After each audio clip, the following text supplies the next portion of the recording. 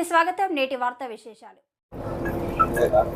రాష్ట్ర ప్రభుత్వం చారిత్రాత్మకంగా తీసుకున్నటువంటి నిర్ణయం రేషన్ షాపుల క్రమబద్ధీకరణ, రేషన్ షాపుల్లో జరిగే అవినీతిని అడ్డుకట్టేసేటువంటి కార్యక్రమం ఈ రోజున ప్రజల్లో ఒక మంచి కార్యక్రమానికి నాంది పలికిన ఆనందం.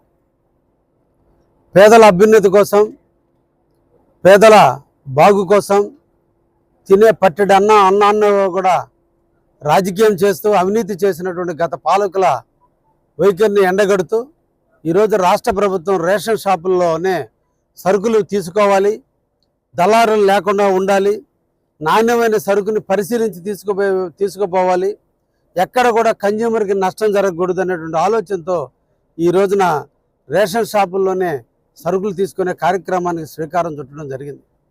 గతంలో బళ్ళు ఏర్పాటు చేసి ఇంటింటికి సరుకులు తీసే క్రమంలో రేషన్ షాపులో ఇచ్చినటువంటి ప్రభుత్వం అందించినటువంటి నాణ్యమైన బియ్యాన్ని మధ్యలో అమ్మి నాసిరకమైన బియ్యాన్ని తీసుకొచ్చి ప్రజలకి దానిలో ప్రజలు నిరాశను ఏర్పరిచి బళ్ళు సంబంధించిన కొనుక్కొని వ్యాపారం చేసినటువంటి వైనం ఈ రోజున పౌర సరఫరాల శాఖల్లో తెలియనటువంటి అవినీతి గత 5 సంవత్సరాల్లో విపరీతంగా జరిగింది. పట్టెడు అన్నంలో కూడా రాజకీయం చేశారు. అటువంటి వాటన్నిటిని అంటగడుతూ ప్రజలకి నాణ్యమైన సరుకులు అందించాలి. రాబోయే కాలంలో రేషన్ షాపులో ఒక మార్ట్గా మార్చాలి.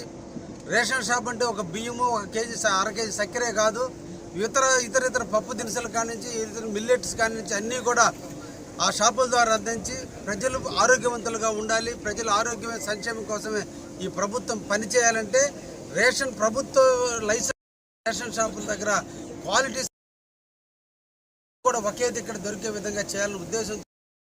ఈ కార్యక్రమాన్ని స్వీకారం చుట్టినటువంటి ఈ మంచి ప్రభుత్వాన్ని రాష్ట్ర ముఖ్యమంత్రి శ్రీ నారా చంద్రబాబు నాయుడు ప్రత్యేకంగా మేమందరం కూడా అభినందిస్తున్నాం. ప్రజలందరూ కూడా స్వాగతిస్తున్నారు. అయితే కొన్ని గ్రామాల్లో హ్యామ్లెట్స్ ఉండి దూరంగా ఉన్నాయని వీటికి అలవాటు పడ్డ వ్యక్తులు కొంతమంది అంటున్నారు. వీటన్నిటిని కూడా తొందరలోనే వాటికి కూడా సమస్యలను పరిష్కరించడం కూడా జరుగుతుంది. ఇప్పటికే 65 సంవత్సరాలు పూర్తయినటువంటి ఎవరైతే వృద్ధులు ఉన్నారో వాళ్ళు రేషన్ షాప్ దగ్గర రాకుండా నేరుగా డీలరే వాళ్ళ ఇంటికి వెళ్ళి, మధ్యవర్తి లేకుండా డీలరే వాళ్ళ ఇంటికి వెళ్ళి అందించేటువంటి కార్యక్రమాన్ని కూడా స్వీకారం చుట్టాం.